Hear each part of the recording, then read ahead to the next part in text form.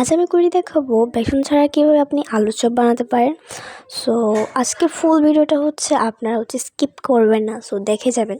Hello everyone, আসসালামু আলাইকুম। কেমন আছেন সবাই? আশা করি সবাই ভালো আছেন। আলহামদুলিল্লাহ, আমিও আপনার দোয়ায় ভালোবাসি, অনেক ভালো আছি। সো আমি একটা নতুন রেসিপি নিয়ে চলে আসলাম। রেসিপিটা কীভাবে আমি আজকে বেসন ছাড়া আমি আলুর চপটা বানাবো। সো আই হোপ আপনাদের থেকে সবাই ভালো লাগবে। সবাই কিন্তু প্রথম থেকে শেষ পর্যন্ত দেখে যাবেন।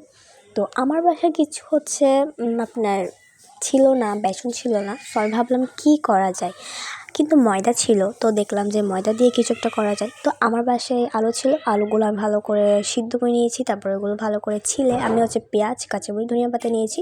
ধনিয়া পাতা নিয়ে ওটা আমি রেখে দিয়েছি। ওটা আমি ভালো করে আলুর ভর্তার মতন করে নেবো আর কি। এরপর আমার বাসায় তো বেসন ছিল না। তো আমি একটা বাটিতে আপনার ময়দা নিয়েছি। তারপর একটু হলুদ, তারপর একটু মরিচ, মানে মরিচ লঙ্কা, তারপর আমি রাঁধুনি মশলা, ধনিয়া, এগুলো সব নিয়ে হালকা করে ভালো করে পানি দিয়ে, গরম পানি দিয়ে ভালো করে মিশিয়ে নিয়েছি। তারপর আমি একটা ডিম দিয়েছি, যাতে ফুলকো ফুলকো হয়, নরম হয়। কারণ আমার বাসায় যেহেতু বেসনটা ছিল না, আমি ওই রকম করে একটা ডো বানিয়ে নিলাম।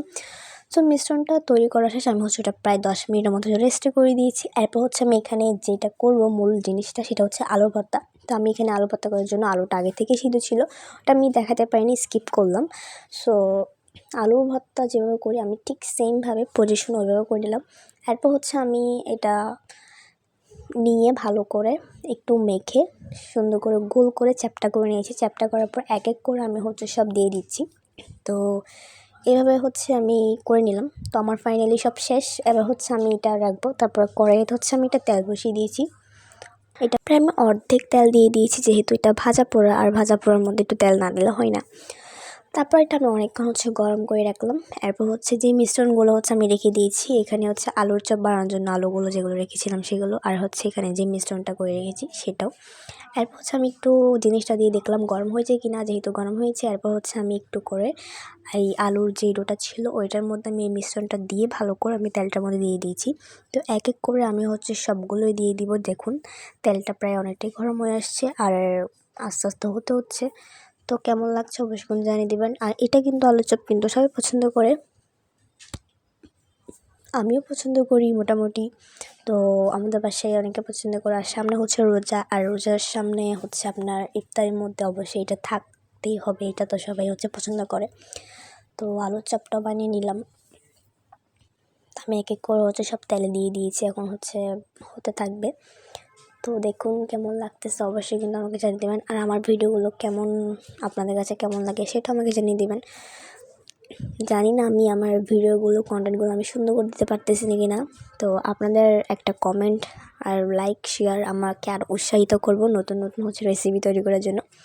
আপনাদের একটা লাইক, কমেন্ট, শেয়ার আমাকে অনেক কিছুই করবে। সো আপনারা আমার ভিডিওগুলো দেখবেন প্রথম থেকে শেষ পর্যন্ত, সবাই আমাকে সাপোর্ট করে যাবেন। তো এক এক করে আমি এগুলো এক প্লেট আমি চেঞ্জ করছি।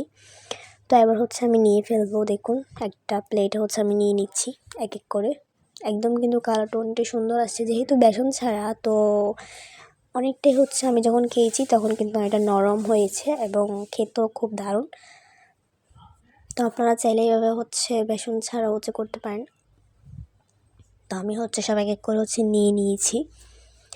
এখন এটা পরিবেশন করার পালা। সব কিছু আমি রেডি করে ফেলছি। এখন আমি একটা বাটিতে ভালো করে পরিবেশন করার পর একটু সস নিয়েছি, উপরে কিছু শসা দিয়ে দিচ্ছি, তারপর গাজর, কিছু পেঁয়াজ কুচিয়ে দিয়ে দিলাম। তো আমার ভিডিওটা আপনাদের কাছে কেমন লেগেছে অবশ্যই কিন্তু আমাকে জানিয়ে দেবেন। তো দেখুন অনেকটা নরম হয়ে আসছে। তো আমার এই রেসিপিটা আপনাদের কার কার ভালো লেগেছে অবশ্যই কিন্তু আমাকে জানিয়ে দিবেন। তো আমার কাছে ভালো লাগছে, আর আমি ট্রাই করতে পেরেছি, এটা আমার কাছে খুব ভালো লাগছে। তো আপনাদের কার কার ভালো লেগেছে আমাকে অবশ্যই জানিয়ে দেবেন। নেক্সট ভিডিওতে অন্য কোনো রেসিপি নিয়ে চলে আসবো। ততক্ষণ সবাই ভালো থাকবেন, সুস্থ থাকবেন। আল্লাহ হাফেজ।